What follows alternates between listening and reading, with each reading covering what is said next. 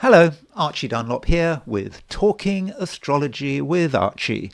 And in this video, I want to talk about the weekend of April the 25th and 26th, 2026. And in this video, I will be, of course, looking at the 12 signs and what's going to be going on for the 12 signs over the course of a weekend. And additionally, I want to give some consideration to Uranus moving through Gemini and how this might impact the 12. Now, thinking about what's going on at the moment and anniversaries, there's a big anniversary this weekend. And, this anniversary reminds me of my most stupid purchase. I think one of the most stupid things I've ever bought. And this thing I bought this. I bought this thing, and I paid quite a lot of money for it. And it is a Geiger counter. Yeah, I actually own a Geiger counter, and you can see that I don't know whether you can see, but we've got about 52 counts per minute here, and there's no radiation here. I mean, I look for radiation. It's so difficult finding radiation. Of course, I don't live in a nuclear disaster zone. I mean, sometimes we can try and create radiation. I mean, here's a radioactive source of a sort. And you can see when we put it next to the radioactive source, the beeps kind of go up, do they? Not even that. There you go. See, now we've got, it's going up slowly. But, there is just not much radiation here. Oh, yeah, it's getting better now. We're now getting over 100 counts per minute. But it's really hard work. So that source, by the way, I bought that in Safeways. That is zero sodium salt, but it's potassium chloride, because potassium has radioactive isotopes. Part of potassium is radioactive. Now, what am I talking about all this for? Well, because it's the anniversary of Chernobyl, and Chernobyl was 40 years ago this weekend, April 26, 1986. And in this video, I do want to look at what was going on astrologically at the time of the Chernobyl disaster. Why? Because it's an excellent demonstration of the power of astrology. It really is. The astrology of Chernobyl is really quite amazing. Anyway, enough of my rambling. Let's talk about the astrology for today. Before I talk about Chernobyl, before I talk about the 12 signs. So here is the chart for today. Sorry, not today. I'm talking about the weekend. So let's look at the weekend. So this is the chart for the weekend set for midnight, the middle of a weekend, midnight on April the 26th, 2026. So midnight on April the 26th, 2026, New York time. So the moon is in Virgo. The moon is in early Virgo. So that means, by and large, the first part of the weekend, has the moon in Leo. The last part, we've got it in Virgo. So I mean that is certainly a change of emphasis. So moon in late Leo. Moon is not doing a great deal in Leo.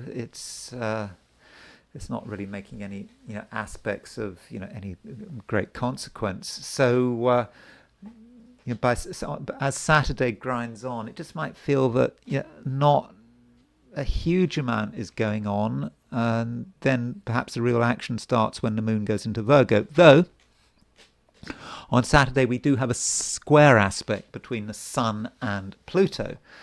So the Sun at 5 Taurus makes a square to Pluto at 5 Aquarius. So when you've got Sun-Pluto square, you think about power. Who is in power? Who has the control? Maybe it might feel as if there's some kind of conflict situation, and people are trying to vie with each other for power. So if there is a conflict situation, which side are you on? Are you the one who is trying to assert yourself, or are you at the receiving end of someone else being over assertive? And it just might be with Sun square Pluto that there could be a feeling of sort of winners and losers. But maybe with Sun square Pluto, we just don't want to engage, and that might be the best way of doing it. Or Sun square Pluto can just be about being really obsessed about one thing, just really giving it everything we've got. And that might be a good idea. It might be a good thing to do. It might allow us to really be successful. But do we have to involve anyone else? Not necessarily. Maybe we can be successful without having to assume any conflict. Now, as we move into the next into Sunday, well, we do have the moon in Virgo. So with moon in Virgo, when the moon moves into Virgo, it makes a trine to the sun, and perhaps that's what we should be thinking about. Moon trine sun, it's a good aspect. It's in earth signs. It's a very stabilizing aspect. And so whatever else is going on, and there are things going on. Venus is conjunct Uranus, for example. There are all sorts of weird and wonderful things that might be unfolding with Venus conjunct Uranus. I'll be talking about that in a moment. But moon trine sun allows us to really appreciate, what is important. And we need that earthiness, and we don't want to take things too far. And the moon is making a conjunction to the south node, so we could get over obsessed by detail, especially with Sun square Pluto. So you put Sun square Pluto, and then you put that side by side with moon conjunct the south node in Virgo. Yeah, sometimes one can get over obsessed. And so that's the moon trine sun, which I think is a good aspect. That's a feature of Sunday. Then we got Venus Uranus conjunction. We had the exact Venus Uranus conjunction taking place right at the end of Taurus, but now both of those planets are in Gemini. And Venus Uranus conjunction can be about excitement, how other people are behaving. People should not necessarily think, you should not believe that people are going to behave in a particular way. They might do something you really weren't expecting, and I think you have to allow people to do the unexpected. It does matter. Give people freedom, and don't make assumptions. People might appear very quickly out of nowhere, and they might just disappear just as quickly. And then, of course, Uranus is moving into Gemini. Now, in my video for Friday, I talked a lot about Uranus moving through Gemini in general. This video, I'm going to put a lot of emphasis on the 12 signs. When I go through all of the 12 signs, I will be talking about how each of the 12 is influenced by Uranus moving in through Gemini. Are we going to feel Uranus moving into Gemini the moment it happens?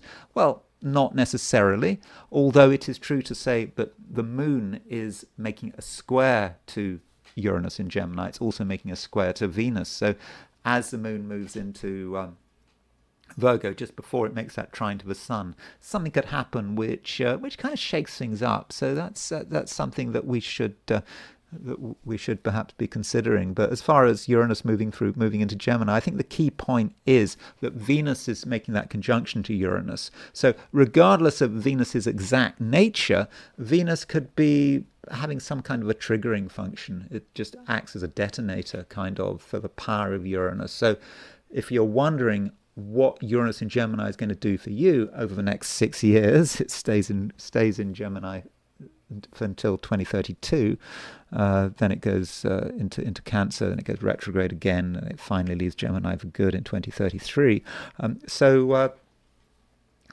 Think about what is going on. Think about the kind of surprises you have, over the next few days, and they just might, in some ways, say something about the next 6 years. But don't take that too seriously. If something bad happens over the next few years, doesn't mean to say the whole of the next 6 years are going to be like that. So that's the picture for New York. If we set the chart for for midnight on Sunday the 26th, New York. If we set the chart for midnight in Sydney, Australia, as a representative of Australia and New Zealand, the moon is earlier in the sign at 23 degrees Leo. So certainly if you're in Australia or New Zealand, the whole of Saturday, the moon is going to be in Leo.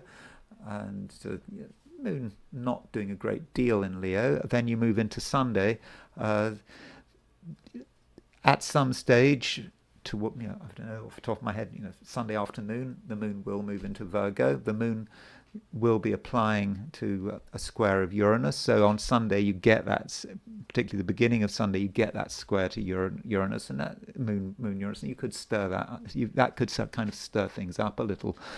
So there are a few changes there, but there's not. I wouldn't say there's a huge difference between, what's going on in Australasia and what's going on in America. And then there is the heliocentric view, putting the Sun at the center of the solar system, and the Sun is. So we see that the Earth is at 5 degrees, 6 degrees Scorpio, making a square to Pluto. So we've got Sun square Pluto geocentric, Earth square Pluto heliocentric. So it's kind of telling us, what we already know. And aside from that, Mars in Pisces is starting to make a trine to Jupiter. And so Mars-Jupiter trine, when you think about Mars and Jupiter, you're talking about energy, how we assert ourselves, how people assert themselves, how nations assert themselves. And with Mars trine Jupiter, it could make things sort of more active as we move into the beginning of the next week, but I don't think it's really connected with a huge amount of other stuff. So I wouldn't read too much into that Mars trine Pluto, Mars trine Jupiter, and perhaps the main thing is just that Earth square Pluto. And that this is a case where that kind of is just the Sun square Pluto geocentrically portrayed in a different way. And now I want to look at Chernobyl. So it is the 40th anniversary of the Chernobyl nuclear disaster. I remember it. I think anyone who was, I don't know, aware, anyone above the age of, I don't know, 5 or 6 should remember that. It was just such a huge event, and it made a lot of us really quite paranoid. I remember here is the Chernobyl explosion. Where's it gone? So here's a chart of Chernobyl. I remember going out in the days after Chernobyl, and there was a bit of rain, and you're thinking, you're paranoid, what is in that rain. And there were parts of Europe that got radiated by it. I think it was radiation detectors in Scandinavia that picked it up, because the Soviets, because it was the Soviet Union then, were quite secretive about it. And as we know, Chernobyl was that disaster is still with us. With the exclusion zone, it hasn't gone away. It's kind of very interesting, Chernobyl. It's so interesting that Chernobyl happened, while the sun was going into Taurus, and Earth Day. I think Earth Day is the 22nd. But when you see these pictures of Chernobyl now, it's kind of weird. It's the wildlife has really taken over, and the wildlife might have been irradiated, but in spite of the irradiation, it seems that birds of prey, bears, everything is just really thriving in the exclusion zone, in spite of any genetic damage that might have been caused by all of that radiation. So, as far as why one would look at the Chernobyl chart, it's not out of some sort of morbid fascination. Well, of course, there is a bit of morbid fascination there. I am a Gemini, and as I've just said, I'm fairly interested in radiation. I always have been. Even though I'm academically, I was always terrible at physics. I always got Fs in physics at school, but still, radiation does obsess me. And what we're looking for is a demonstration, because we want some evidence that astrology works. I mean, does astrology work? And there are some charts that really show astrology really powerfully, and the Hiroshima chart was one of them. And I think that the Chernobyl chart really does show astrology at work. So this is the time of the explosion. I mean, I don't want to get into details because I don't know the details, but there was an experiment was taking place in the nuclear power plant on 25th, 26th of April. And I think it was about withdrawing graphite rods and seeing how safety procedures were working. And it went wrong. And there was an explosion. And I think the point of no return was 1:23:40 a.m. In Chernobyl, which is, of course, now in Ukraine. And straight away, when we think about disasters, we think, oh, well, we got to look at Uranus, haven't you? Uranus on an angle. And for sure, we get Uranus on an angle. You can see that Uranus is, exactly rising at the time of the explosion. And additionally, Pluto was in Scorpio. I mean, when you think about Pluto in Scorpio, if you think about what was going on in the 80s, in the mid 80s, and the 80s in general, of course, we had the whole AIDS panic. That was kind of really devastating. It was really like, you saw advertising campaigns which had never been sort of sexually explicit, but they're really pushing the sort of prevention message using very sort of explicit and direct sort of language. And so that's very much Pluto in Scorpio. But Pluto in Scorpio is also about death and destruction, and Pluto is about something small. You often associate Pluto with plutonium. I don't think plutonium was actually involved in the. I don't think we were dealing with plutonium pollution. It was other radioisotopes that were causing the problems, like iodine 131 and cesium. Was it cesium 137? And so it's kind of not surprising that we had a Sun opposition Pluto. The Sun was within half a degree of the opposition of Pluto, plus the Moon was in Scorpio. So, a pretty unpleasant moon. So when you look at that chart overall, we get a picture of Chernobyl. Additionally, we had the beginnings of that great conjunction taking place. Saturn, Uranus and Neptune were starting to converge on one another. And, the fall of the Soviet Union and communism has often been related to the Saturn-Uranus-Neptune conjunction. And I don't think that Chernobyl had anything to do with the fall of the Soviet Union, but it was just one of those events. You had its intervention in Afghanistan, you had the collapse in oil prices, because the Soviet Union was a big oil producer. You had dissent in Eastern Europe, and you think of particularly, in Poland, you had Solidarity and Lech Walesa and Pope John Paul II, and so there were a number of factors. And I mean, Chernobyl wasn't, I don't think, the decisive factor, but it was all all these things were just another nail in the coffin of the Soviet Union. So. So looking at that chart in general, I think the Uranus rising certainly catches our attention. Now, when I do my videos, I always show the heliocentric chart, and I think it can sometimes be useful to look at things heliocentrically.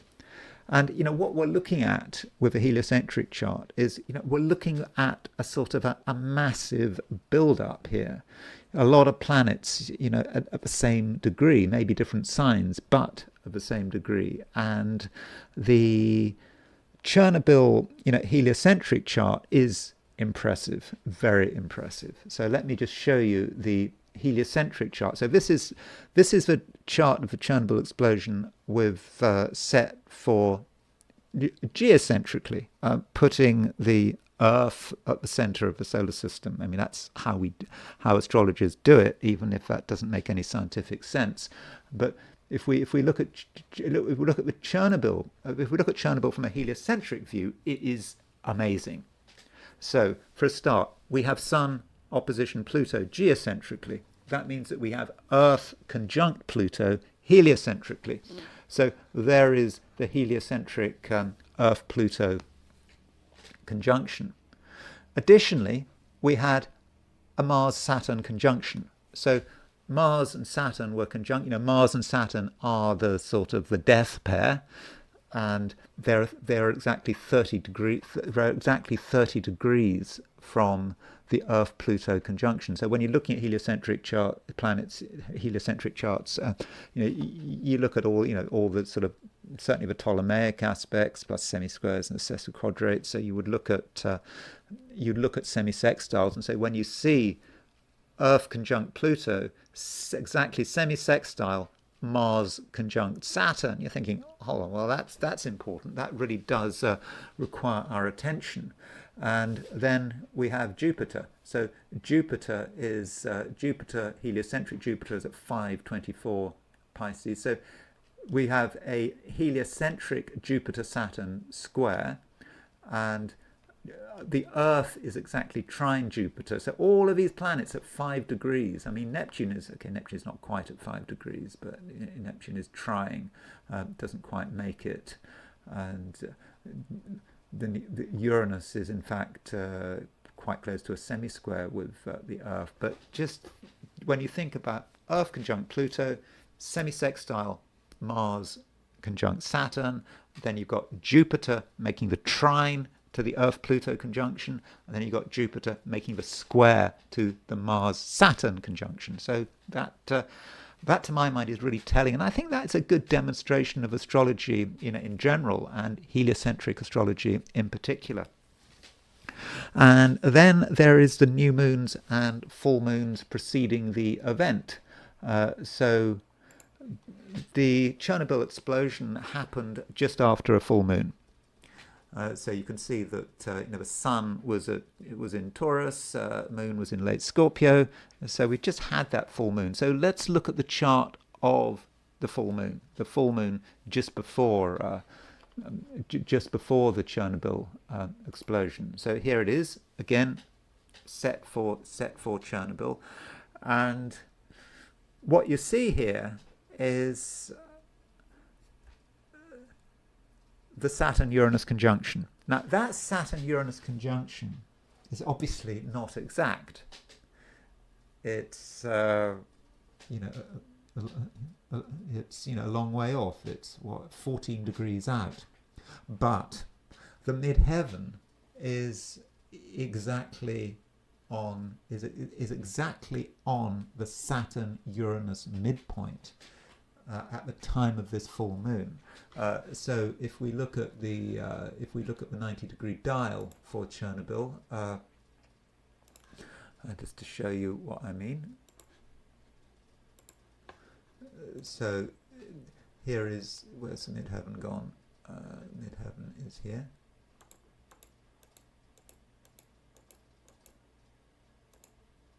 So there's the midheaven, and you can see that the midheaven is on the Saturn-Uranus midpoint.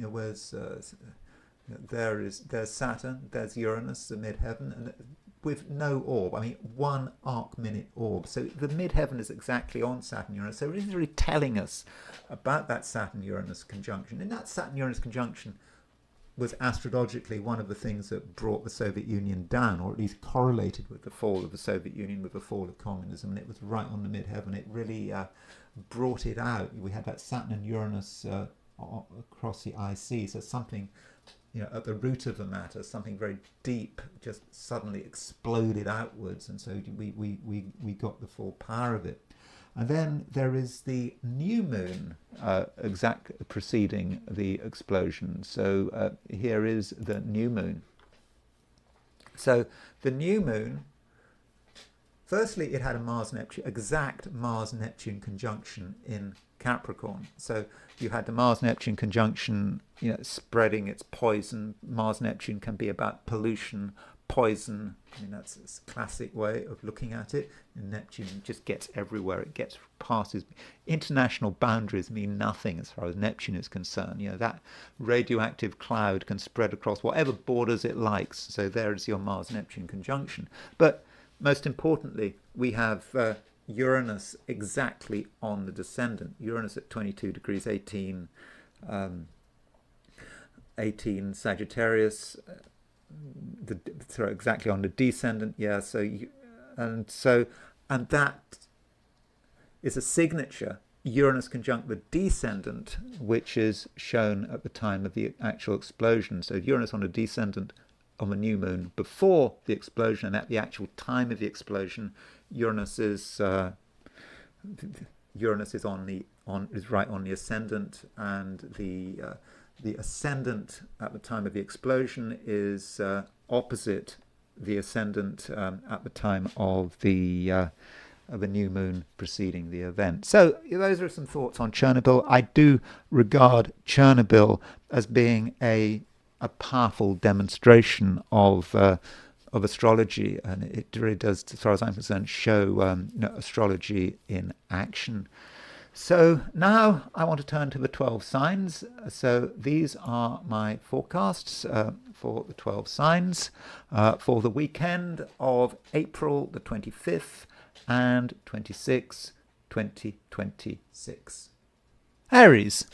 To begin with, it might feel that there are many possibilities, and I'm thinking, particularly on Saturday, and you're not quite sure what to do, but you are sure that if you try hard enough, you're going to find something to engage yourself with. But it might be disappointing. However hard you try, it just might be hard work, seeing things through to a successful conclusion. And it's not like we've got any sense of failure. It's just things might just end up going, absolutely nowhere. But it's not like Saturday is going to be a bad day. It's just that it might not be quite as exciting as you'd hope for. Now, the moon is going to be changing sign, and it moves out of Leo into Virgo. And so with the moon moving into Virgo, that does represent a change. Now, when you hear moon moving into Virgo, Aries, that might not sound great. It might feel that it's a bit boring. I mean, Aries and Virgo are two signs that really don't have a great deal to do with one another, very different signs. But sometimes you need that Virgo energy, and that Virgo energy is perhaps about looking back at the recent past and working out what does work, what doesn't work, and also seeing what you have to do. And I think it is the case that there is a lot that needs to be worked out. And if you have any feelings of dissatisfaction, particularly at the beginning of a weekend, it may just be a question of poor organisation, or organisation which it just isn't quite good enough.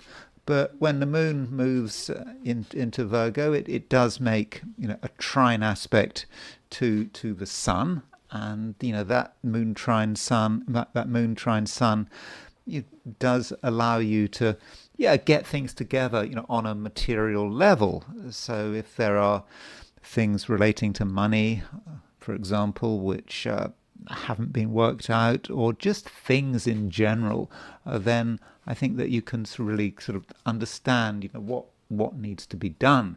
Now, one thing going on over the weekend, which of course I do need to talk about, is the fact that Uranus is moving into Gemini. And with Uranus moving into Gemini, it is a big change. I mean, you saw a bit of Uranus moving into Gemini last year, but Uranus moved back into Taurus, and now it's here, and it's going to stay in Gemini until 2032. And so while Uranus is moving into Gemini, it's I think in many respects a more positive time for you from while Uranus was moving through Taurus. Of course, Uranus moving through Taurus, that is a huge chunk of time, 7 years, Uranus moving through Taurus, and I don't even know whether it's possible to generalize such a chunk of time. But when you've got Uranus moving through Gemini, it could be that just the flow of communication could change. Who are you talking to? How are you talking to them? How are you communicating? Which people have you decided to share your ideas with? Even which people are you arguing with? And Aries, think about your environment, wherever you are living, who is next to you? Who, for example, is living next to you, whether you're living in an apartment or a house, who lives above or below you, who lives next to you. We're talking about neighbors. And so, over the next 6 years, 6 years, 2032, certainly that's 6 years, isn't it? I think it's August the 3rd, 2032, that Uranus moves into Cancer. So, think about the people living near you. Maybe you haven't said enough to them. Maybe there will be changes going on, and perhaps consider how you might have an argument with your neighbor. And neighbor might not just be about where you're living. If you're working, who people you are approximate to, how might you have an argument with them? How might that relationship be disrupted? Indeed, how might that relationship sort of come from nowhere and suddenly become a thing? I mean, many people are hardly aware of their neighbors until something crops up. And we also have Venus moving through Gemini, and in fact we've effectively got a Venus-Uranus conjunction. Well, we have got a Venus-Uranus conjunction this weekend, and that might give you an idea about how things could develop. This might be a broad theme of Uranus moving through Gemini, and I don't really want to make huge generalizations, and I don't think you need to worry specifically about Uranus moving through Gemini. But and in fact, I don't think there's anything to worry about. I think it actually could be quite exciting. It's not just about neighbours. Of course, it's also about your family. I'm thinking particularly of siblings. If you have any siblings, you might have fallen out with them. You might get on great with them. You might be about to fall out with them, or maybe you just need to be in contact with them. Maybe years have passed and there are siblings or maybe not just siblings, it could be cousins, other types of relative. I'm not talking about parents here or grandparents or anything like that, or children, grandchildren. I'm not talking about that. I'm talking about siblings, maybe cousins. So not necessarily really close relationships, or both siblings can be pretty close. But if you have lost touch with some of your relatives, then Uranus moving through Gemini might allow you to get back in touch, maybe because there are events, or maybe it's just a surprise. So if you feel that you're very distant from, say, a sibling, now might be a great time, not just because Uranus is moving into Gemini, but because Venus is moving into Gemini as well, that you might suddenly decide to get in contact out of the blue. Now, as far as relationships are concerned, and looking at things in a short term way, this Venus-Uranus conjunction can have many dimensions, and one way it can work is just through the behavior of other people. What other people might say, how they might try to get in touch. And with Venus making a conjunction to Uranus, you perhaps will see that someone close to you is behaving differently. They have a different approach. Perhaps they're more exciting. Perhaps they've got more to say for themselves. Remember, Venus is now in Gemini, and Gemini is a very talkative sign. But you shouldn't have any expectations. People are a law unto themselves. People can disappear suddenly and they can reappear just as suddenly. And so, it's important not to make assumptions, and it's not worth trying to imagine that someone could behave in a fixed way. Yeah, you might have a script and think that someone is going to behave exactly according to that script, but people are not going to do that. So, be open to interesting possibilities as far as how certain other people might behave. Taurus, your sign is quite powerfully emphasized this weekend, and the reason I'm saying that is because of a square between the Sun and Pluto. So this square between the Sun and Pluto, it's been building up for the last few days, ever since the Sun went into Taurus, and now it is exact. So you've got Sun in Taurus, and we've got Pluto in Aquarius, and so this square really makes you think about what you could achieve. Now Pluto has been in Aquarius, of course, for some time. It went into Aquarius November 2024, and I think you're aware of it, but at sometimes you're more aware of it than at others. And with when you're thinking about Sun square Pluto, you're thinking about power. Who exactly has the power, and how much can you change things? If you want to create change, to what extent can you be successful? And being a Taurus, you are fixed, and you have definite ideas, and now might be the time to put theory into practice. And it may not be anything gradual. It may be that something actually has to be transformed. Now, I understand it is the weekend, and you might think, well, it's a weekend, not much can happen, especially if we're thinking about your work, if you have a job, if that's the focus of your desire for power and acclaim. It might of course be something else, but it doesn't matter whether it's a weekend or not. You have, or should have, a strong sense of self and a strong sense of what you can do. And with Taurians, Taurians can be very literal. They can have an idea which, on the face of it, might be far-fetched, but they can turn fantasy into reality. Maybe it's not fantasy. Well, it's only a fantasy if it's not realized. But when it is realized, they can be very impressive. So just because something seems unrealistic doesn't mean that it can't be done, especially now with Sun square Pluto. But the question you have to ask yourself then is, what about the cost? Everything has a cost. So I think that there's a high chance that you can get your way, but it's the old adage about not being able to make an omelette without breaking eggs. Are you really prepared to break the eggs in order to get your way, or is it best that you be more reasonable? And additionally, thinking about your plans and how you perceive the future, I think at the moment, Taurus, you are pretty optimistic. You really think that many things are possible, that if you just have the chance, that it can happen. And you're not just optimistic about yourself. I think you're also optimistic about other people.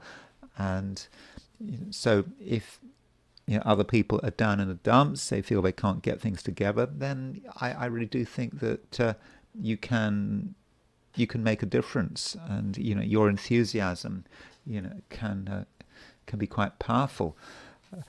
And it's not just the fact that we've got Sun square Pluto. We've got Venus conjunct Uranus. I mean, we had Venus conjunct Uranus yesterday. When I was doing the horoscopes for Friday, I was mentioning it, but it's still there. But this Venus conjunct Uranus, yesterday that Venus conjunct Uranus was started off with being in Taurus. Now that Venus-Uranus conjunction is very much in Aquarius. Sorry, Gemini. You got Venus-Uranus conjunction in Gemini, and And so, this conjunction does make you more exciting and more vibrant and more socially adept. Not necessarily emotionally adept, but I think on a social level, you're able to deal with high level of variety, and to an extent, at least on the surface, you can be all things to all people on the surface, not deep down. Remember, that's Sun square Pluto. Deep down, you know exactly who you are, and you know exactly what you want. Now, as far as Uranus moving through Gemini, Uranus does move through Gemini for a long time, for the next 6 years. You had a taste of Uranus moving through Gemini last year, but now it's here for sure. It's going to stay in Gemini, and with Uranus moving through Gemini, it may say something about money and how you relate to money. So, Gemini is a double-bodied sign. You may have seen money in one way. You may, for example, have seen one source of income, but maybe there is another source of income. That would be the most constructive way of looking at Uranus in Gemini. Just for you, there are several ways of bringing money in. Additionally, Uranus does kind of shake things up. So your attitudes to money, your preconceptions about money may have to change. Maybe because you decide to make the change. I mean, that's best. I mean, you want to be in control. But if you completely ignore money, if you regard money as just being someone else's problem, then I think that's probably the least advisable position to be in, because if you take that approach over the next 6 years, then you're going to find that things are happening from outside. Events are imposed upon you which have an impact on your finances. So I think that with Uranus and Gemini, try as far as is possible to really get to grips with your finances, and be positive and think about what changes might be required. But as usual, I have to say I'm not giving financial advice. It's something that you just might want to think about, might want to explore. But it's really, as I always like to say, it's for entertainment purposes only. Yet, with Venus moving into Gemini and making that conjunction to Uranus, there just may be some events over the weekend and perhaps into next week, which remind you that there has been a change. So do look out for this, and really pay attention to what is going on a financial level. Gemini, the big news has to be Uranus moving into your sign.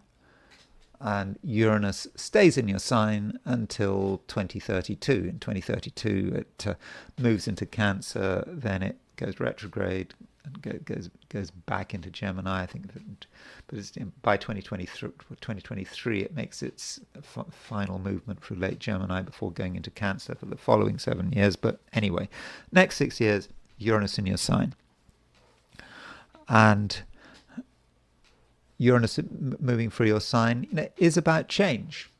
And Uranus is a planet which I would have said is fairly sympathetic to the average Gemini. I mean, the average Gemini probably finds Uranus interesting. Geminis can get bored.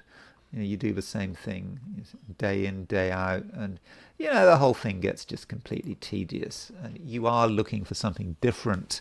And so if you are feeling bored, then Uranus in Gemini is certainly good news, and it does mean that things can change, and you have to ask, how can things change? At what level can things change? I mean, there are essentially two types of change, aren't there? There is a change that you create for yourself, and there is a change that is brought in from the outside. And that outside change in itself has kind of two levels, doesn't it? I mean, you've got the kind of societal change, and then you've just got events. and yeah, the Uranus is a planet of events. So what do you do about that? Well, you do what you can, and as far as is possible, Gemini, you should integrate Uranus, and you should take responsibility for Uranus. So that means that change should come from you, and change should be a conscious process, and it should be an organic process. Now, every Gemini can come up with reasons to change things. You want to make a change. Oh, it's easy to make a change. I'll come up with some random change. It's not kind of quite like that, is it? Because, ideally, Gemini, you will be in tune with something. Uranus is an outer planet. It's far out. It has an orbital period of 84 years, and it's not personal. But can you connect with that? And so, if you are going to make changes in your life, particularly radical changes, then yeah, they have to be organic. They have to be in accord, if you like, with the universal will. You can't just do change for the sake of change. But I think, Gemini, you can be in tune with this change. Just don't try to entirely think it through. Think it. Now, that is a problem with being Sun in Gemini. And I'm saying this, of course, as someone with Sun in Gemini. You can analyze it and you can think it, but that's not the same as just having the intuition to just understand what this change is all about. So that's perhaps something that you're going to have to work on. And when you create change, by the way, that says something about how you come across. And it could be that some Geminis make a decision that they want to change how they are, how they come across. I'm not very good at those kind of changes, but you watch me on YouTube. What do I need to do to myself to look different? Uranus is not in Gemini yet because I'm making this recording on. I'm making this recording on the Friday before the weekend, so that Uranus and Gemini vibe is not quite there yet. But do think about your appearance and how you occur to other people. Maybe people have got too used to you. Same old Gemini. Yeah, it doesn't change that much, and so you don't want people to get complacent about you, and so you make that change, and that does make a difference. Now, Venus is also in Gemini, and I haven't talked so much about Venus moving into Gemini, but Venus moving into your sign, conjunct Uranus, that does mean, Gemini, that you are sort of probably more sociable than usual. I think you can be more sociable, not in a passive way. You can really present yourself as as who you are. Maybe you can present the new you, and I think that you're going to enjoy social variety over the course of the weekend and beyond. So don't think you're tied to any one particular person, although Gemini boredom can get out of control. You don't want to be insincere. Geminis can be insincere, and they can really be found out for being insincere. They can go through the words, but you know how it is. You're listening to someone and you're not listening to them, and then suddenly you're asked, "Are you listening?" You're not listening. When Geminis get told that, they sort of panic. No, I'm listening. I am. That can be a problem. So, as far as is possible, try to respect people with Venus in Gemini. Make a special effort to show people some respect, and maybe you shouldn't pretend.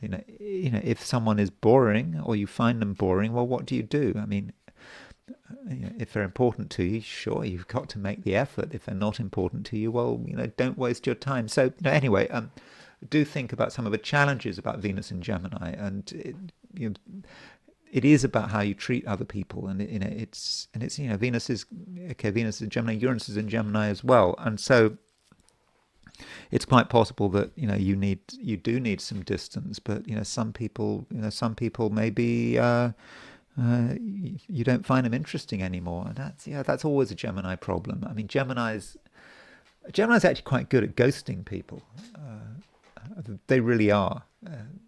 Someone is no longer useful, so Gemini can just think about something else, and in that way, Geminis can be quite a callous sign. So that's something you need to think about from a moral perspective. I would have said, but looking at the weekend in general, I think it looks pretty exciting. Maybe Saturday's more exciting than Sunday. I mean, the thing about Sunday is, Uranus might be in Gemini, but the moon's moving into Virgo, and with the moon moving into Virgo, you might feel that you need some distance. Maybe you need some distance from other people. Maybe some people are getting boring, and you just want to do things in your own way. But I wouldn't take that too far. You have got to make an effort in a social sense, because at the very least you don't want to get found out. You don't want to be found out for being a selfish, self-obsessed Gemini, which I'm sure you're not. Cancer.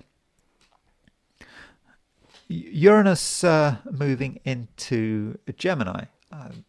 That's something we have to talk about. I mean, I want to mention Uranus going through Gemini for all of the 12 signs, you included. I don't think, Cancer, that Uranus moving through Gemini is such a big deal for you. I mean, it affects some signs more than others. I think for you, Uranus moving through Gemini might not be quite so important.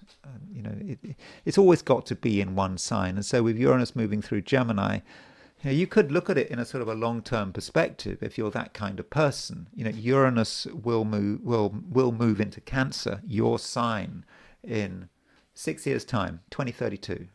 Now that might sound, like ages, but 6 years, it's not so long. And of course, unfortunately, as one grows older, time speeds up. So before you know it, it'll be 2032. However old you are, if you're young in your 20s, that might seem a very long time, 2032. But you'll get there in the end. But should you obsess about 2032? No, you should just bear in mind that right now Uranus is in the sign before Cancer, and a lot of the action with Uranus moving through Gemini, might take place on a fairly unconscious level. There might be changes in the way you're thinking, changes in your perception, perhaps. But the changes could take place on an unconscious level or on a hidden level.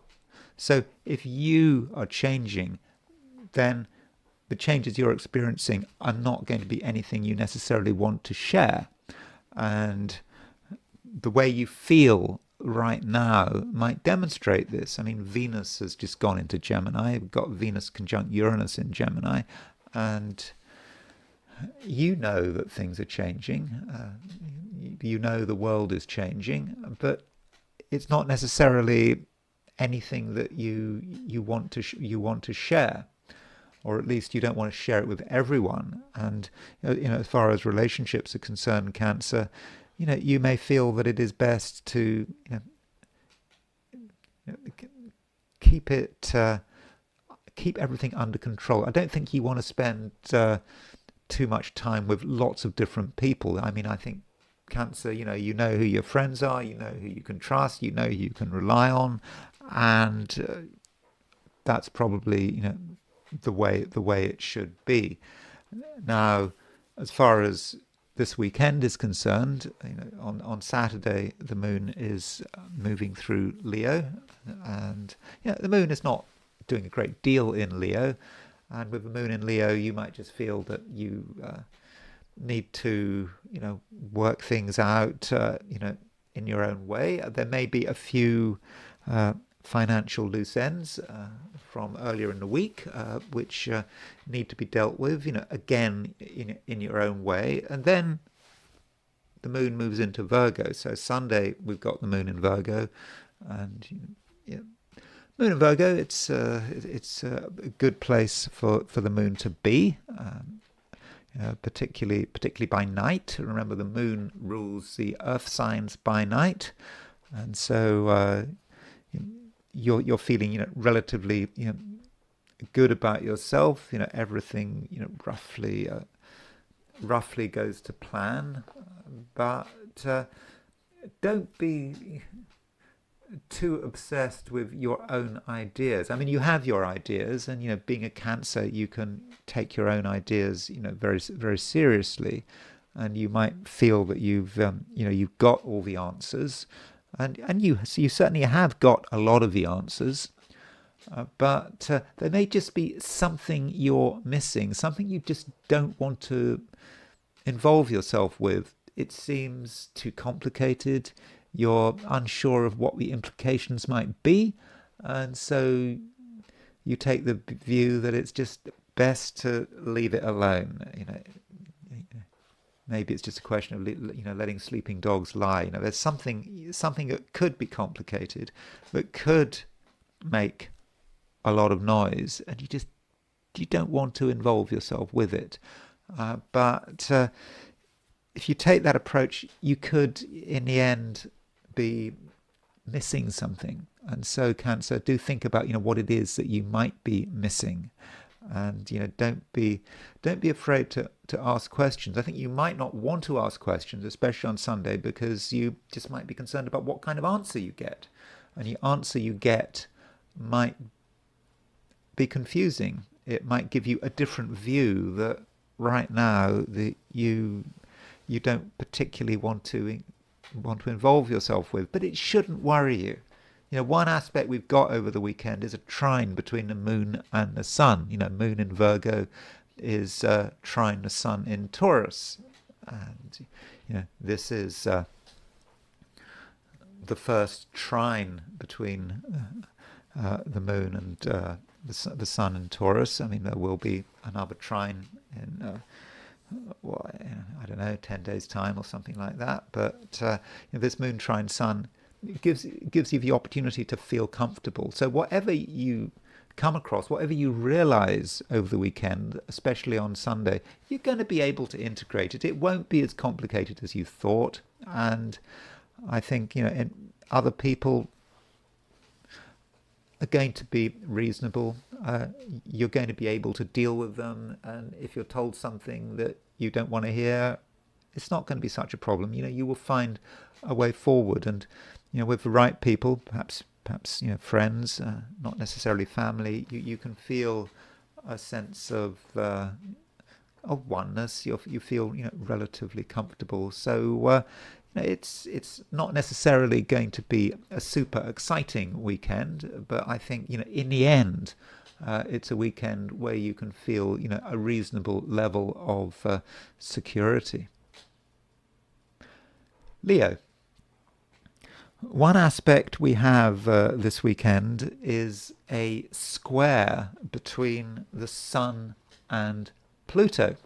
So the Sun is, of course, your ruler, and so with the Sun making a square to Pluto, you may just feel that something is demanding your attention, or something perhaps small is having a big influence. And with this Sun square Pluto, it's important not to exaggerate. You might regard another person or some outside event as being of massive significance. They absolutely need to be taken seriously, and it's possible, Leo, that you regard a person or maybe a situation as being a threat. It just threatens you, it threatens your plans for the future, and you want to resist. And so that might mean, Leo, that you feel a great need for distance. And you could, in certain cases, really exaggerate. You could exaggerate how much damage someone could do. If you see someone as a threat, it just could all get a bit irrational. Now, some people could be a threat. I mean, some people may be obsessed with their own power. They want to be in control. They may well be trying to hold you back, but that should not be the first possibility. It's like, what do they say with Occam's razor? Occam's razor is when you, as I understand it, Occam's razor. If you're trying to understand what a phenomena is about, you should look to the most simple possibility first. So, if you see a light in the sky, according to Occam's razor, you should first consider the possibility that it's an aeroplane, or a firework, or maybe a planet. You don't immediately think that it is a UFO from Alpha Centauri. I think so. Occam's razor says, be realistic and go for the most plausible possibility. And so, if you're feeling a lot of negativity about another person, if you think they've got terrible motivations, look at what is most plausible. It might be most plausible that you're just imagining or you're exaggerating it. And having gone through that possibility, if that first possibility doesn't seem reasonable, well, then you can start to consider other alternatives. So be very careful about how you reach judgments about certain people, and situations. And it could well be that someone who seems to be a threat, particularly in terms of your ambitions, could actually help you if you were to give them a chance. Now, one thing that we do have happening over the weekend is Uranus moving into Gemini, and Venus is in Gemini as well. And if we consider Uranus moving into Gemini in the most sort of simplistic way, remembering we're talking about the next 6 years, we could be talking about your social life, your friends. Who are your friends? You might think you know who your friends are. Now, it could well be that in 6 years' time, your friends are completely different. You might think that you know who your friends are, and it can change very quickly. Of course, it's more likely to be an impact. If you're young, I think it's a general tendency that when you're young, the sort of variation in friendships is quite strong. Quite massive. Moving from, say, 25 to 35, your friends can completely change. If you're moving from, say, 55 to 65 or 65 to 75 or whatever, then there's not going to be so much variety. But however old you are, I think that there could be some unexpected variations in your friendships and your pattern of friendships, and the way you socialize in a way that might be quite unexpected.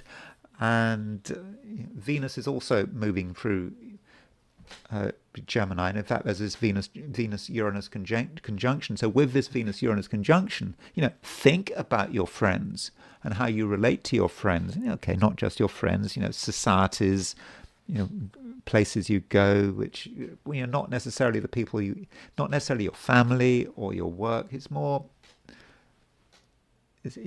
societies. It's about other people in general. So that's something to consider, when you think about Uranus moving into Gemini. And it might also say something about your aspirations.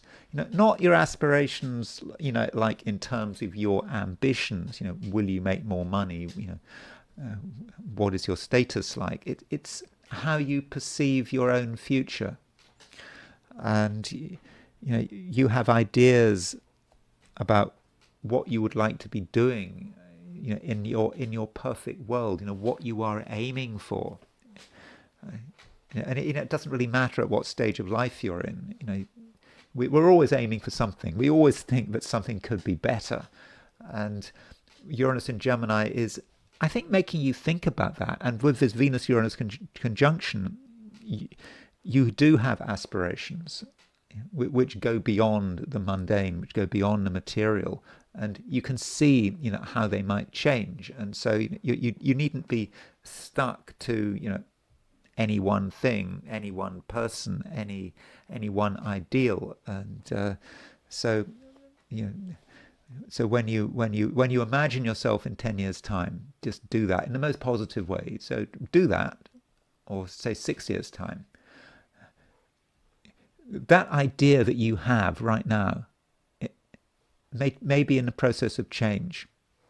So I don't know what you're imagining. So for example, let's say, for example, you're imagining yourself in 6 years' time on the beach doing nothing in particular. And I would suggest that in a year's time, or even 6 months' time, that image is going to be completely different. You might be imagining yourself, I don't know, feeding the homeless, or working out how to design some new rocket. I mean, for example, that seems to be a bit impractical, but just the structure of your aspirations may be in the process of change, and it might be quite unexpected. Well, that is the nature of Uranus. Virgo. I think Uranus moving into Gemini is a big deal for you, because Gemini is a mutable sign, and of course, Virgo, you are a mutable sign, and the sign Gemini is at the top of your chart, and the sign Gemini in the Virgo horoscope is often connected with ambition, with work, career, what you are trying to do, what you are trying to achieve. And so with Uranus moving into Gemini, finally, I mean, it did briefly move into Gemini last year, but with Uranus moving into Gemini, your ideas about your work, your career, your ambitions may be in the process of change. And as I've been saying to several of the signs, you have a bit of a choice here. When you're dealing with change, particularly Uranus, Uranus is the planet of revolution. It can be the planet of shock. When you're dealing with that kind of change, you ideally should take control, because change can happen in broadly two different ways. It can just happen from the outside. Something happened. I wasn't expecting that. It just happened. Or it can be in terms of your decision. And ideally, you should have ownership of that change. You make the decision to make radical change. You make the decision to have a revolution. If you don't make those decisions, then someone else will make it for you, or circumstances will make it for you. And you'll find that your life is potentially changed because of something that you just weren't expecting. You hadn't planned for it. So as far as is possible, Virgo, you should take ownership of Uranus moving into Gemini. So if you have a job, think about it. Think about how you want it to develop. How you'd like it to move forward. Is it good enough? Does it need to be changed? If you want to change your job, if you want to change your career, then okay, you don't have to change it right now, I don't think. But Uranus is moving through Gemini for 6 years, so okay, it depends on where you are in your in the life cycle. But between now and 2032, you really should be thinking about big change. Okay, that might apply more to you if you're younger, but it doesn't really matter how old you are. You have ambitions.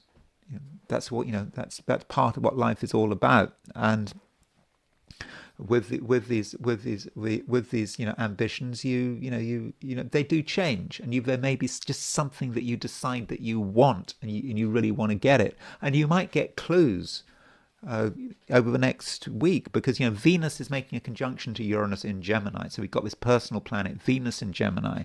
So if there's anything going on in your work that you really weren't expecting, then it just might be a sign of things to come.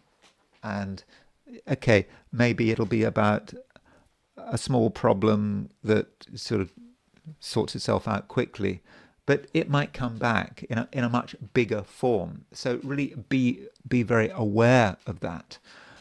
So that's certainly a way of looking at Uranus moving through Gemini. Now, as far as your family is concerned, I sometimes like to talk about mothers, fathers, and so on. Traditionally in Western astrology, the 10th house is related to the mother, and so with Uranus moving through Gemini, over the next 6 years, that may say something about your mother, if your mother is still alive, particularly. There may be just changes in your relationship to your mother, or something to do with a relationship to your mother is...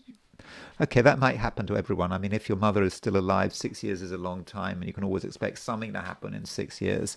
But it just might be something to consider. And perhaps this is a situation where you need to, take control of it. So perhaps you need to take the initiative in terms of changing your relationship to your mother. But, as I like to say, when dealing with mothers and fathers, and I understand people are at all sorts of ages. I mean, my mother died when did my mother die? 2017. So does that mean my mother is relevant? Of course not. And so when you're dealing with Uranus in Gemini, that could be something about the memory of your mother, the legacy of your mother, what your mother has done in the past, for better or for worse. So that may be a way in which Uranus in Gemini, might work over the next 6 years. Libra. Uranus is moving into Gemini, and it stays in Gemini for the next 6 years. So Gemini is an air sign. Of course, Libra is an air sign. So with this Gemini influence, I do think that all things being equal, the next 6 years should be more interesting than the last 7 years. I mean, that's a huge generalization, of course. There are so many other things to consider.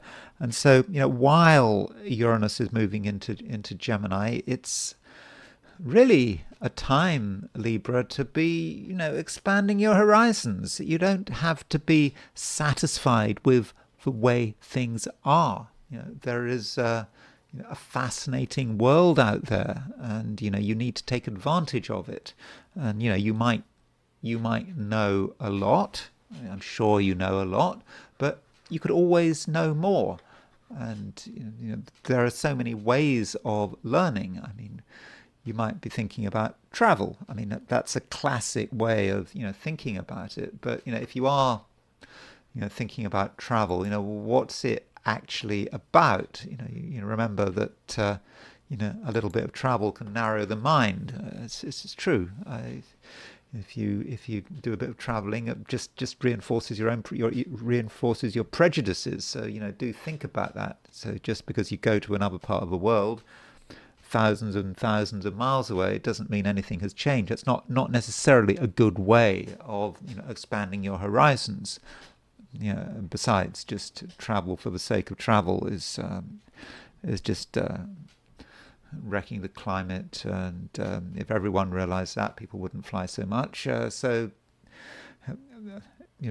don't think that travel is an answer to anything in itself. And when we're thinking about the next 6 years, but it could be, Libra, again depending on your circumstance, with Uranus moving through Gemini, that you look at where you are living. And I'm not just talking about your house or your apartment or your the city or community you're living in, but you look at just maybe the country you're living in, the part of a world you're living in, and you're thinking, is this good enough?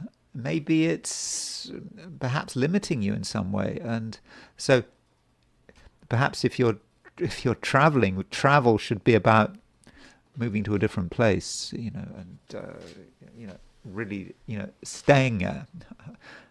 So don't. It's certainly not about trivial traveling.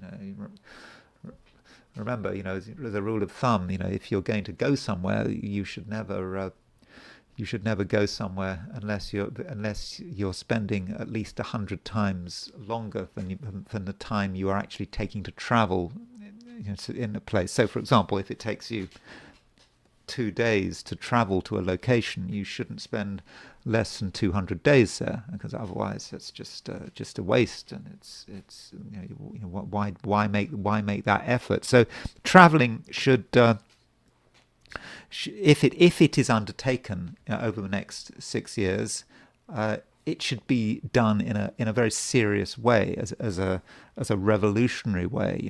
Going somewhere for a week, it just may confirm your own prejudices. So that's one way of looking at Uranus moving through Gemini. But Uranus moving through Gemini is also about your ideas, your beliefs, your philosophy, your spirituality, and you might have a firm set of beliefs. It could be political beliefs.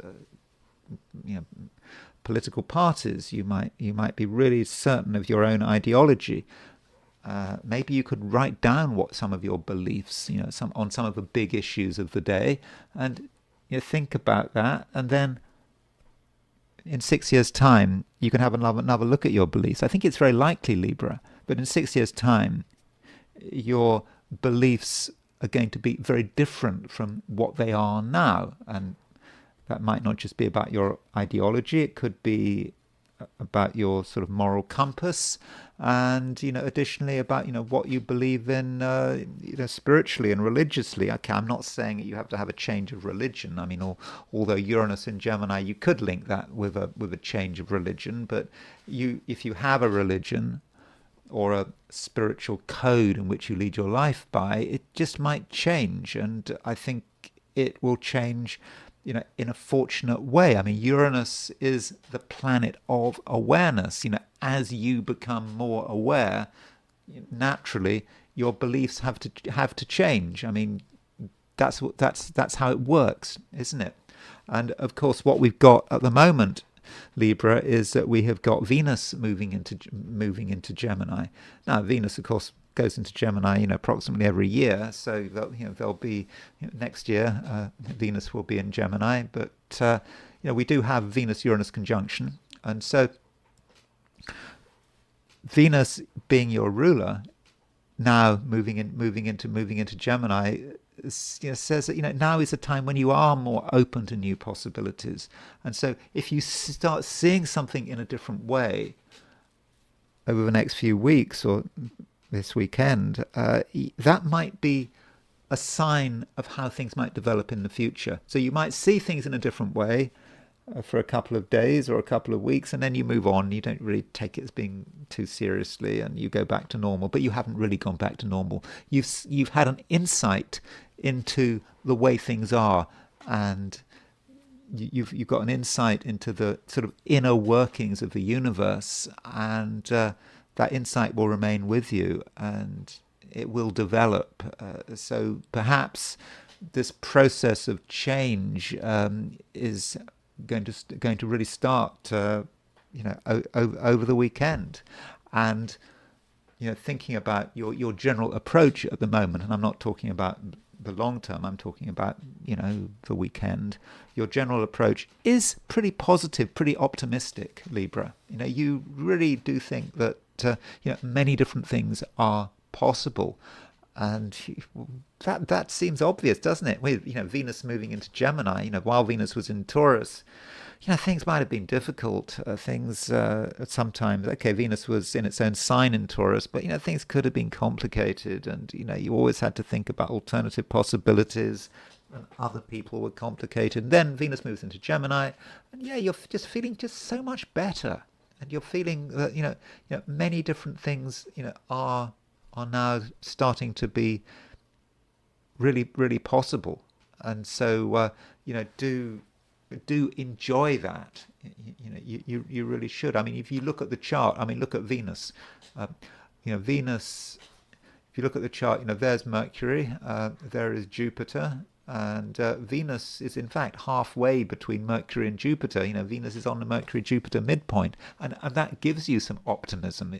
We're talking about the way you think, and you are thinking, in a positive way, and there might be many possibilities in front of you, and there are negative possibilities, there are positive possibilities, and you are tending to focus on the positive, and that also relates to how you deal with other people. If other people are feeling sorry for themselves, perhaps they should talk to you. I mean, I think if you make a bit of effort, you can actually make people feel good about themselves, and you can show people what might be possible, what can be possible. Scorpio.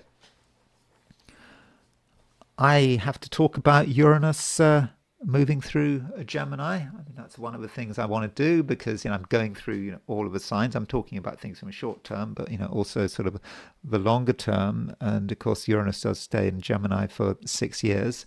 And I don't think that Uranus moving through Gemini is necessarily for you a major deal. And perhaps what is more important is that Uranus is leaving Taurus. So Uranus has been moving through Taurus for the last 7 years, and that's a chunk of time. And if we think about that 7 years, I mean, so many things happen in 7 years that is it really possible to make a generalization about a 7-year period of time? I mean, when did Uranus move into Taurus? I don't know, the end of last decade. But Taurus, it's your opposite sign. And while Uranus was in Taurus, it's possible that certain people were behaving in a particular way. You maybe couldn't always rely on other people. They were behaving maybe in an unexpected way. Now, don't forget, you're a Scorpio. You like a certain amount of stability. You want to know where you are. And so with Uranus moving through your opposite sign, it just could have been disconcerting, having to deal with the instability of human nature. And maybe over the last week, while Venus was starting to make a conjunction to Uranus, you just could have realized how difficult other people were, or could be, or had the potential to be. And now the Uranus is moving into Gemini. It's out of Taurus, and it may mean that things actually start to calm down, become more stable. So I think that Uranus moving through Gemini is probably something that could be welcome. Now, there is a side to Uranus in Gemini that you need to think about. Now, thinking about the next 6 years, Uranus stays in Gemini till 2032. It has its own complications, Uranus moving through Gemini. It might be about agreements, things written down on paper, legal small print. It could be, we're thinking about maybe wills,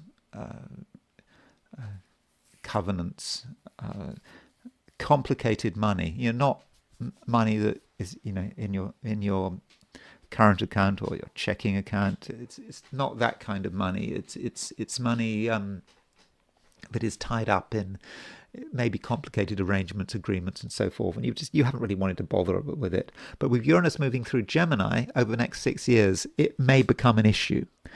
You may have thought it wasn't important. But so over the next 6 years, do think about If you've got a will, look at it again. If you, I don't know, if a will, someone else's will may be important to you and you're expecting some money maybe, just make sure that all of the legal small print is all in order, or just agreements in general, particularly if there's a financial nature, because there could be a surprise. If you just say, oh, it's too complicated, you don't want to bother with it, then a couple of years down the road, there's a surprise. And it may not be a pleasant surprise because someone has not dealt with the small print. You haven't read the small print. You just assume that everything is going to be fine. So that's looking at things in a negative point of view. I mean, from a positive point of view, if you are aware of this, then you perhaps have the capacity to create changes, maybe changes behind the scenes, which could financially benefit you. So that could be something to do, provided it's legal, provided it's moral. So that might be something that you need to be aware of. And Venus is making a conjunction to Uranus, so there might be events taking place over the weekend and into over the next couple of weeks even, that remind you of this kind of complication, and look at how other people are behaving, and it's not just about legal small print. Venus is ruler of Taurus. Taurus is your opposite sign, so Venus conjunct Uranus may be about another person's behavior. Maybe someone is doing something you really weren't expecting. It's more complicated than you thought, than you'd realized. And so having to deal with the idiosyncrasies of other people's behavior might matter. And two aspects we have in a weekend. We have when the moon moves into Virgo this weekend, and the moon makes a square to Uranus, and it makes a square to Venus. And so that might bring things together, and you might just realize that some people are difficult, and you've been realizing that people have been difficult for some time, and so you kind of want to get close to some people, but on the other hand you see the disadvantages, and even if someone is behaving well, you're starting to see how someone could behave. You're aware of what someone could do. And additionally, in terms of relationships, I think you're aware of the fragility of every relationship. Even if that relationship has been going on for years and years, you still are aware that in the end nothing lasts forever, and it just could be that there is a seriousness to you coming in, and even if there are opportunities to have fun, even if your social life seems to be moving at pace, still there is a seriousness to you, and you see that things are a bit heavy, and that they can't be trivialized. But that shouldn't take away from the fact that it can be, I believe, quite a constructive weekend. But you've got to be prepared to look at things at lots of different levels, and realize that things aren't quite as simple as they seem to be on the surface. Sagittarius. Uranus is moving into Gemini. I've been saying it quite a lot in this video. Uranus is moving into Gemini. Venus is also moving into Gemini. And we have a Venus-Uranus conjunction in Gemini. And so, what's the big deal about Gemini? Well, Gemini is your opposite sign. And so, because Gemini is your opposite sign, that does mean that we might be talking about relationships. That's the standard way of looking at the opposite sign in astrology. And Uranus, of course, stays in Gemini for 6 years. So between now and 2032. In fact, it goes retrograde in 2032, and it does briefly go back into Gemini. So it's a last movement through Gemini before it goes into Cancer forever, or not goes into Cancer, sorry, not forever, but the next 7 years or 6 years happens at 2033. But still, it's a chunk of time. And so, with Uranus moving through Gemini, do think about the various relationships you are in right now, and do think about how they might change. So obviously, the longer a relation has lasted for, the more resistant to change it will be. So if you've been in a relationship with someone for, I don't know, 40 years, then Uranus moving through Gemini, might not be such a big deal. If you've been in a relationship with someone for 1 year, then Uranus in Gemini might be important, or might be more important. But just because something has been going on for 40 years doesn't mean it's not going to change. And so when we're talking about change, I'm not necessarily talking about breakups. I might be talking about just a change of emphasis, maybe a change in the power relationship, and you being overly influenced by another person, or by how another person is behaving. So you might be surprised by how someone behaves. You see that they're behaving in a way that you've never seen them do it before, and it just that could create change. It might seem to create change, but when you're talking about Uranus moving through Gemini, you have to always consider the possibility of projection. So you are in a process of change. We are all in a process of change.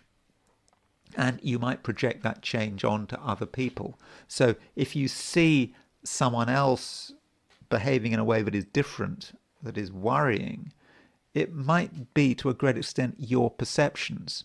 Or it might even be a situation that you have created unconsciously. We're very good at doing that. We create signals, body language, whatever, and someone has behaved in a strange way because we've made them behave in a strange way. It's through our own actions. And so Sagittarius, really do consider that possibility, and be careful in relationships, and be aware of those mind games and those games of projection and so forth. Now, Uranus in Gemini can represent a new relationship, someone new coming onto the scene. And with Venus conjunct Uranus, that would be a classic astrological description. New relationship, someone new arrives in your life, someone new and exciting. Maybe you thought they were boring before, but you realize that this person has really got a great deal to offer. So I think that potentially it could be quite exciting. So think about Venus conjunct Uranus, and if you feel bored, don't think it's all down to you. Maybe someone else can do something unexpected, can spring a surprise, which you might be able to benefit from, at least in terms of added amusement and added excitement.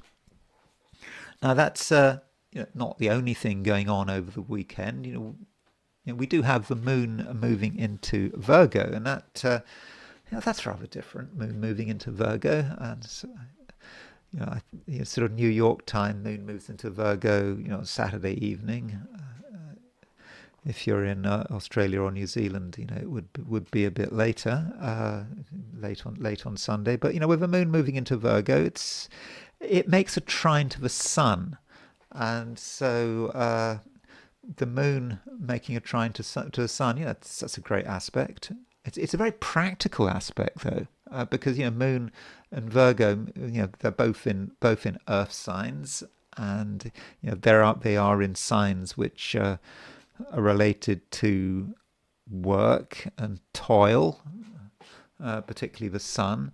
And so by Sunday, I think you're probably thinking, or you're starting to think ahead to the week, to the following week. In a way, your weekend is over by Sunday. If you wanted to have a break over the weekend, you have your break on Saturday. But I think by Sunday, you're thinking, well, there are things that need to be done, things of a practical nature, and you might not want to do them. It might be rather tedious, but once you start getting going on it, I think that things will really start moving. So if there's anything you want to do of a practical nature, perhaps relating to work or money or just general organization, then I do think that over the weekend, especially on Sunday, from Sunday and Monday, you really can you can cover a lot of ground, and you can really put yourself in a good position in terms of being ready for the week ahead.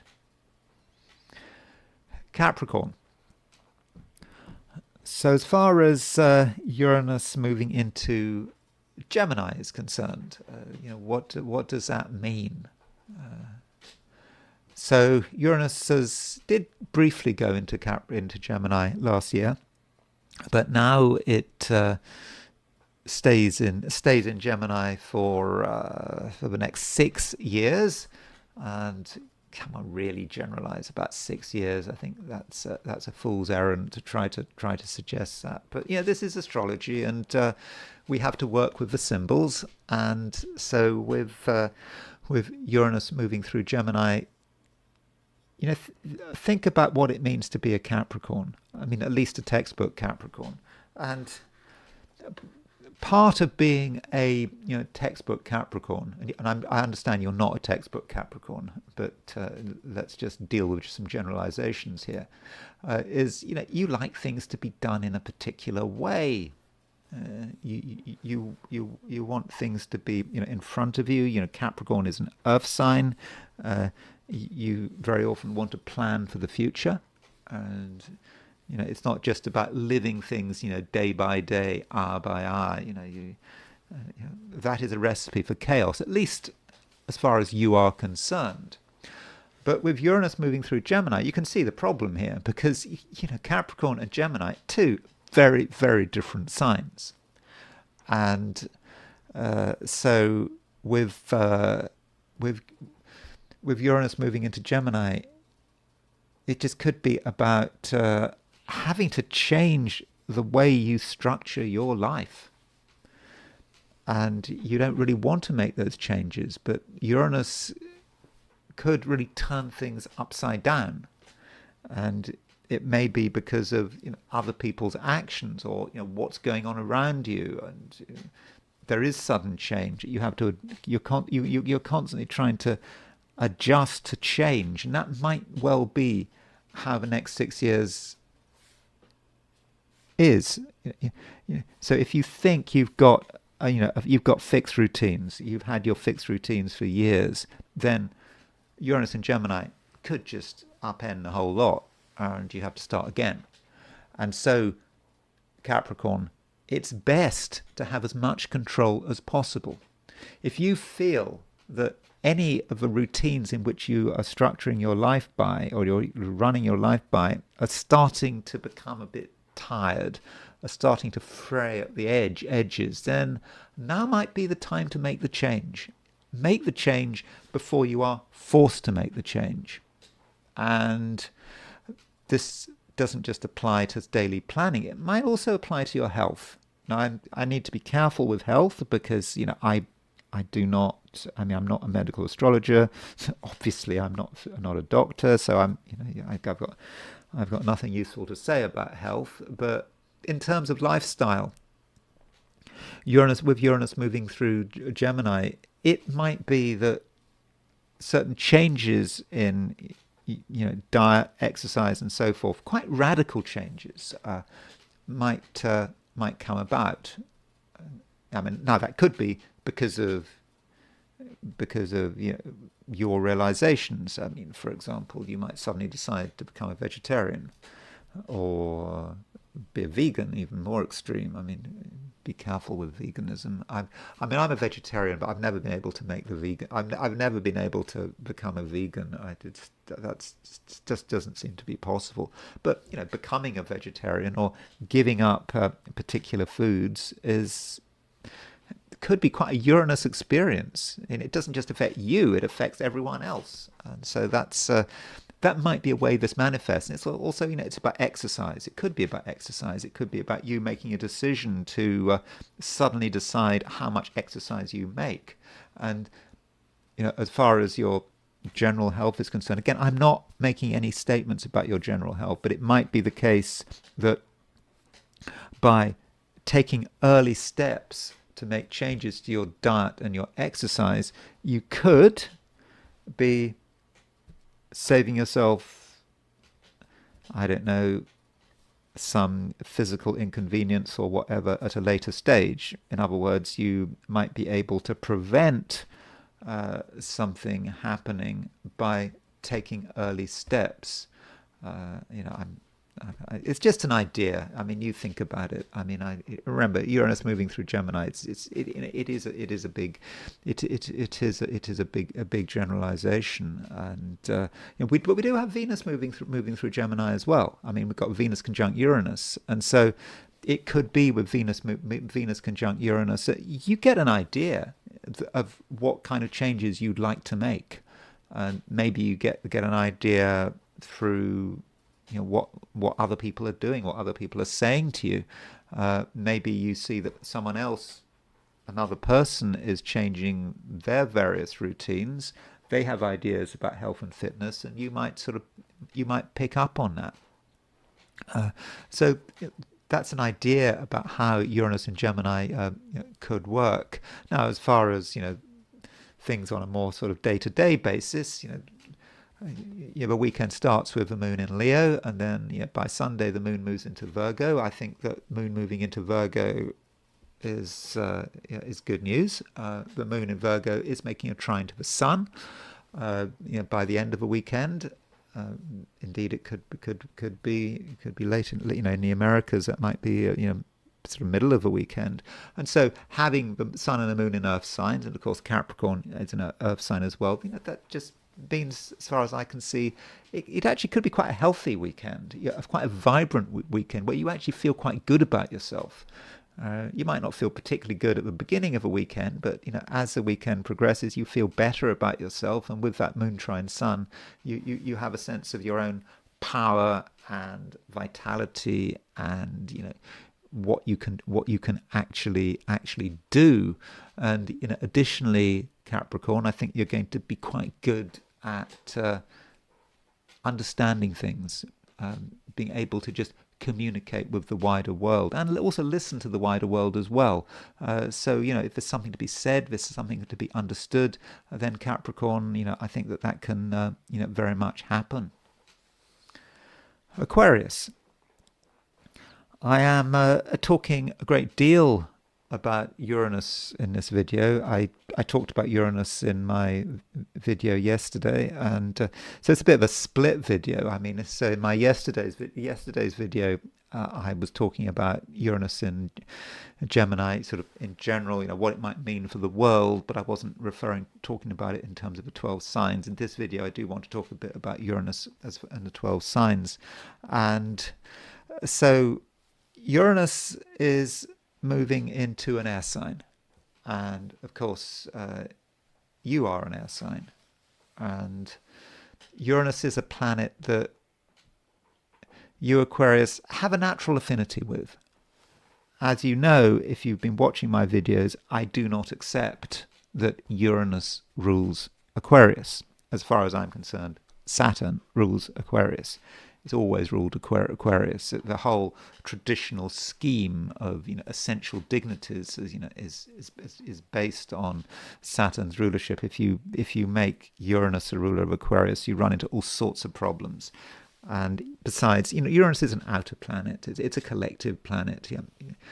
And I mean, I think we need to look at Uranus when we interpret a chart, but it doesn't directly rule any signs. But I'm prepared to accept that Uranus has an association with Aquarius, and you may be more sensitive than others in terms of what Uranus is doing.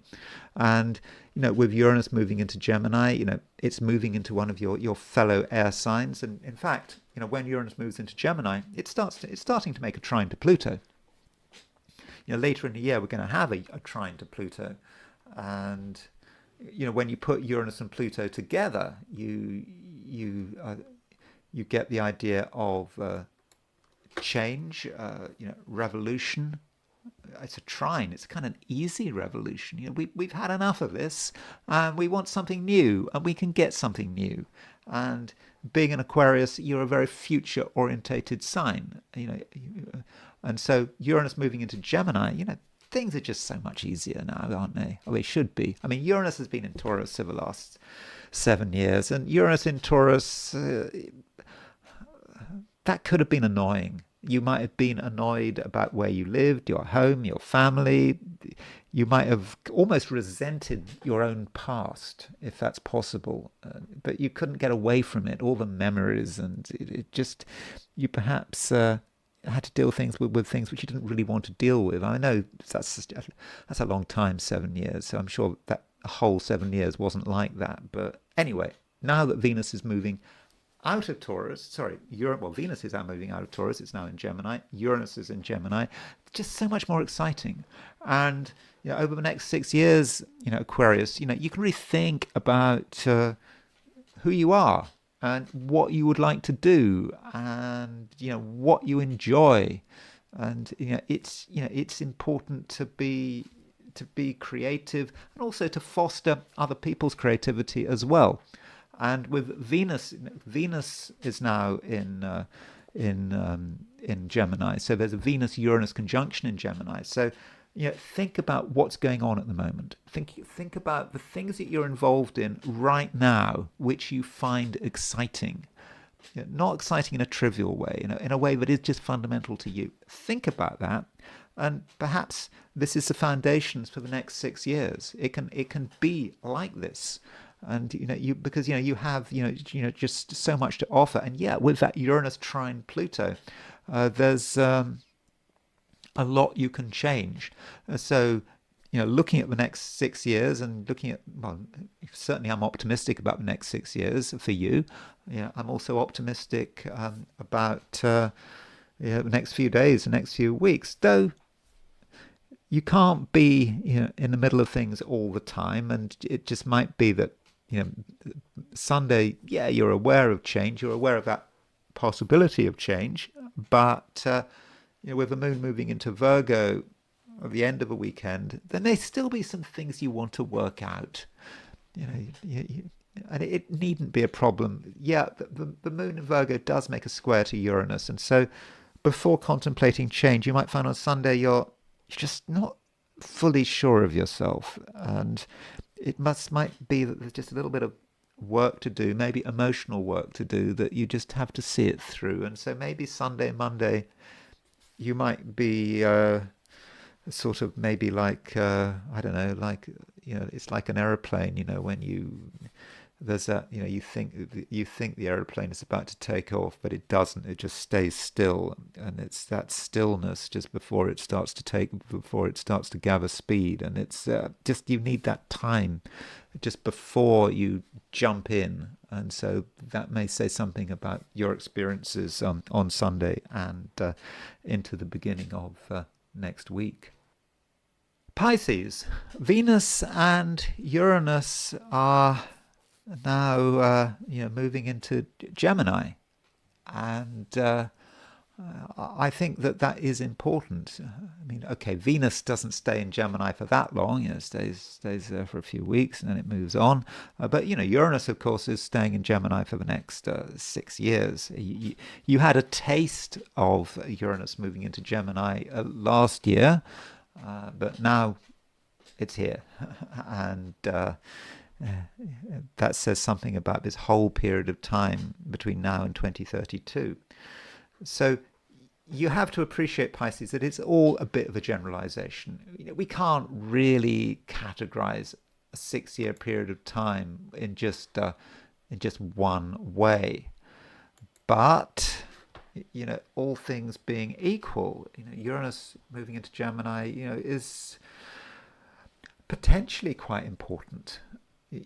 Gemini as a sign, is at the bottom of your chart. It's a sign which is related to your home, to your family, wherever it is that you live, not just your home, but maybe your community as well. And so with Uranus and Gemini, it is possible that, over the next 6 years, that your attitude to your home does change. Maybe you're starting to feel that where you're living just isn't quite right.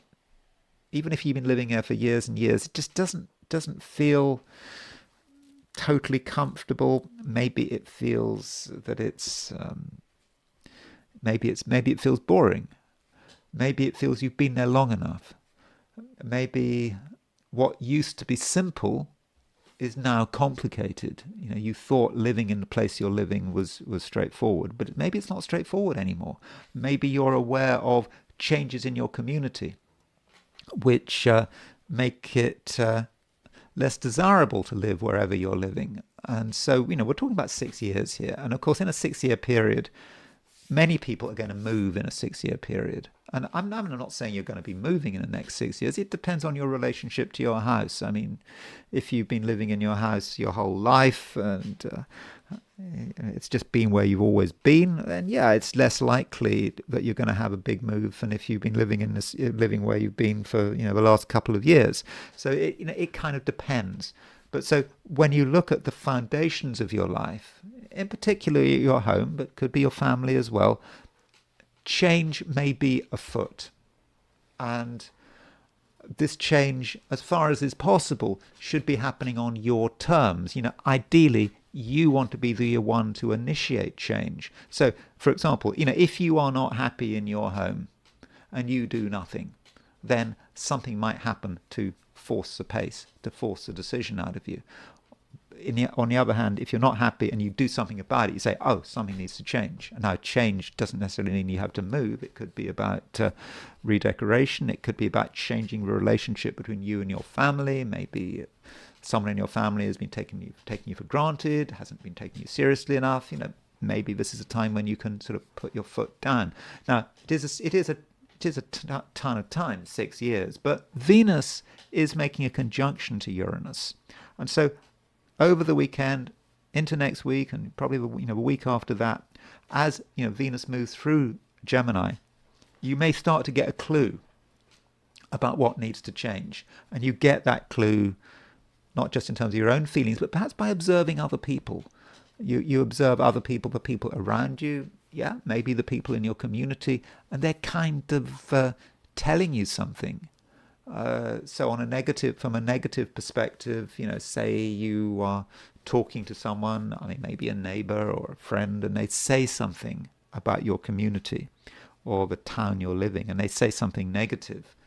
It doesn't really mean much at the moment, but and maybe they're saying they're going to move as well. And so you can pick up information about future instability just by talking to other people. But it needn't be about instability. I'm being quite sort of negative, and well, a lot of people are negative, aren't they? I mean, the world is changing fast, and people I talk to, they're just not comfortable where they're living, and it doesn't matter. It doesn't matter if someone is, if someone is in America, the United States. You talk to so many people in the United States who think they want to leave, they want to move to a different country, but then you talk to people in Europe and they want to do the same thing.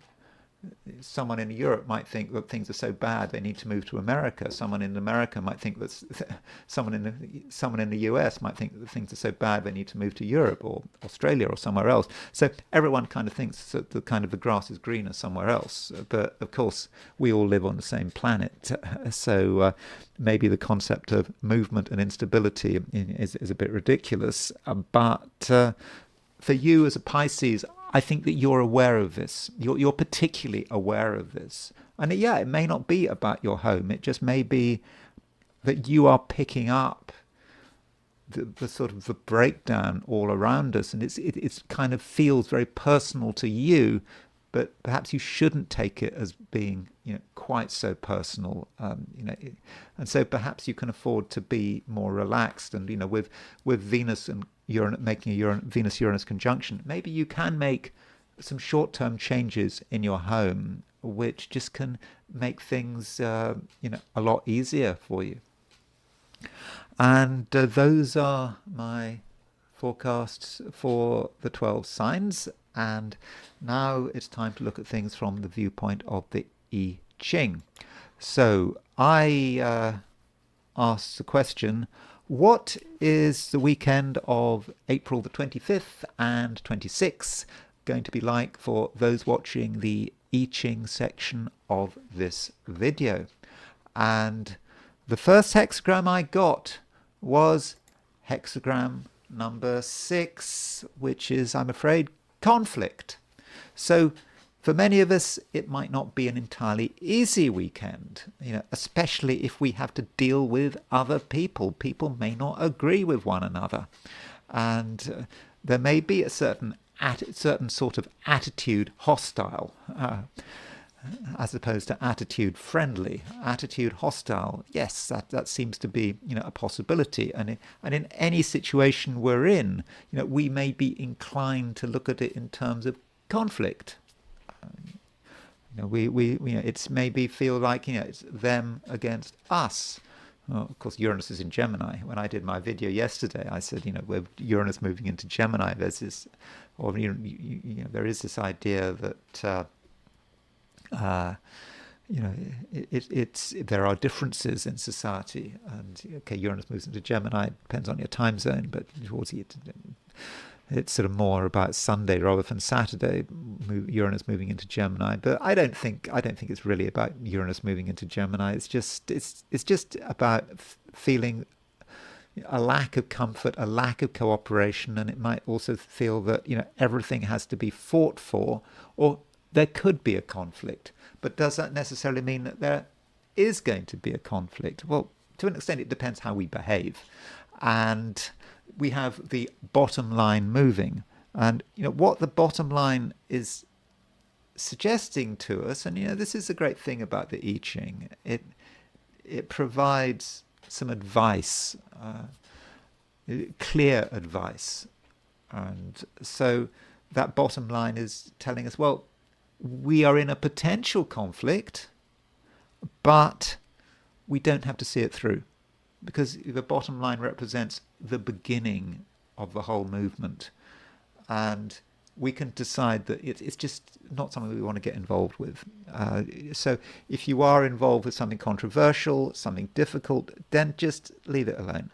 You don't have to see it through. Maybe you can see it through at a later stage, but not now. That's not a good idea. And so, as they say, the first cut is the cheapest cut. So you cut something out and you do it early. It may not be what you wanted to do. It may feel a bit embarrassing, a bit humiliating, but it is the right thing to do. Then top line moves. Top line, very different. Top line, this is the sort of the end of the process.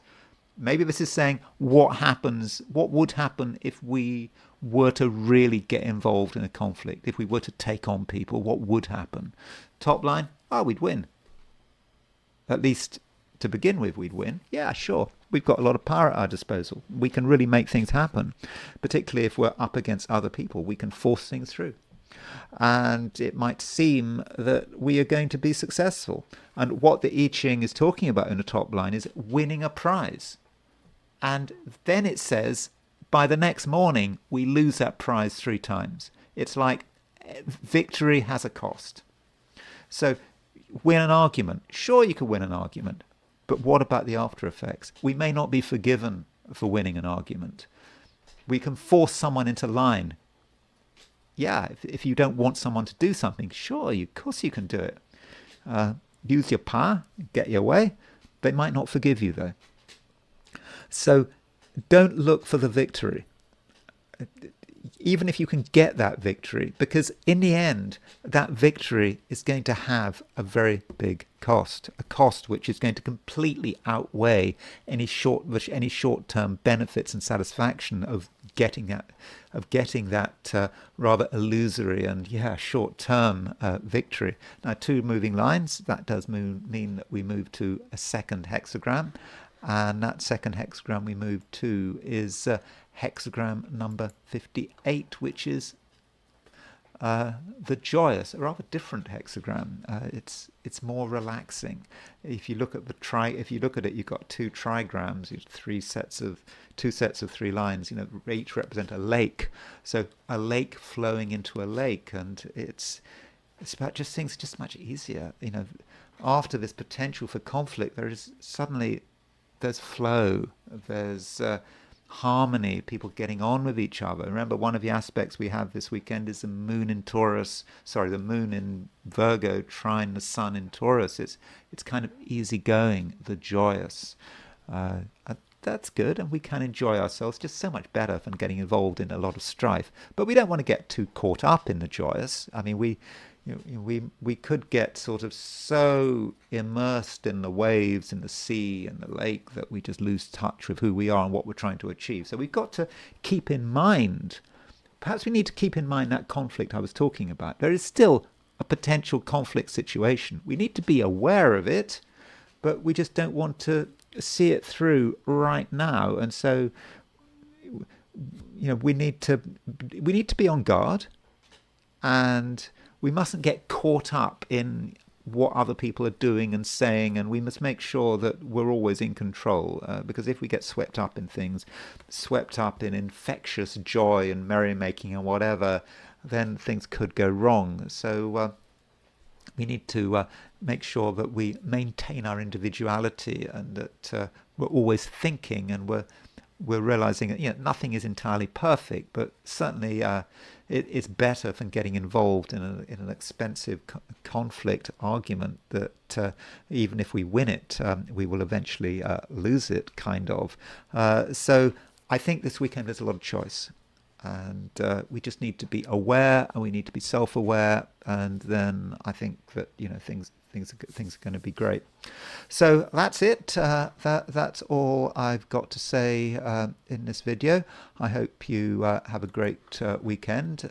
If you enjoyed this video, I'd be very grateful if you were to like it. If you're not subscribed, I'd be super grateful if you were to subscribe. If you want to buy me a coffee, there's a link in the description, and I will talk to you again very soon.